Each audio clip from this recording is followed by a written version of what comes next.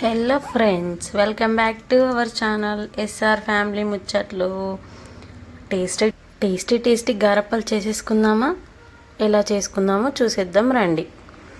ముందుగా ఒక బౌల్లోకి మనకు కావాల్సినంత బియ్యం పిండిని, మెత్తగా గ్రైండ్ చేసుకున్న బియ్యం పిండిని ఒక బౌల్లోకి తీసుకోవాలి. దాన్ని జల్లించి పెట్టుకోవాలి. మనకి ఎంత కావాలనుకుంటే అంత.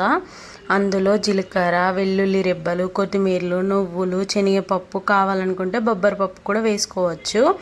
వెల్లుల్లి, జీలకర్ర, కొత్తిమీరలు మనం కచ్చపచ్చగా అంటే మనం పన్నుకి తగిలేలా టేస్ట్ ఉండేలా గ్రైండ్ చేసుకోవాలి. గ్రైండ్ చేసుకున్న మిశ్రమాన్ని మనం జల్లించి పెట్టుకున్న బియ్యం పిండిలో వేసుకోవాలి. ఇలా ఈ విధంగా గ్రైండ్ చేసుకోవాలి. అలాగే కరివేపాకు తురిమి వాటర్లో వాష్ చేసుకోవాలి. ఆ తర్వాత పిండిలో శనగపప్పు, నువ్వులు, మనం ఇంతకుముందు గ్రైండ్ చేసి పెట్టుకున్న కొత్తిమీరల మిశ్రమం, కొత్తిమీరలు, జీలకర్ర, కచ్చపచ్చగా దంచి పెట్టుకున్న ఆ మిశ్రమాన్ని ఇందులో వేసుకోవాలి. వేసుకున్న మిశ్రమాన్ని మంచిగా కలుపుకోవాలి. అలాగే మనం ముందుగా కరివేపాకును తురిమి వాటర్లో వాష్ చేసుకున్న తర్వాత మనం ఇప్పటిదాకా కలిపి పెట్టుకున్న మిశ్రమంలో వేసుకోవాలి.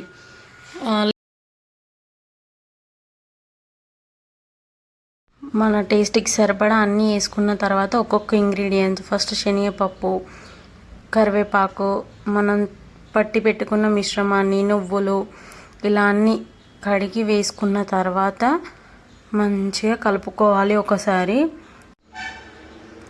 అంతా ఇలా మంచిగా నీట్గా కలిసేలా కలుపుకోవాలి.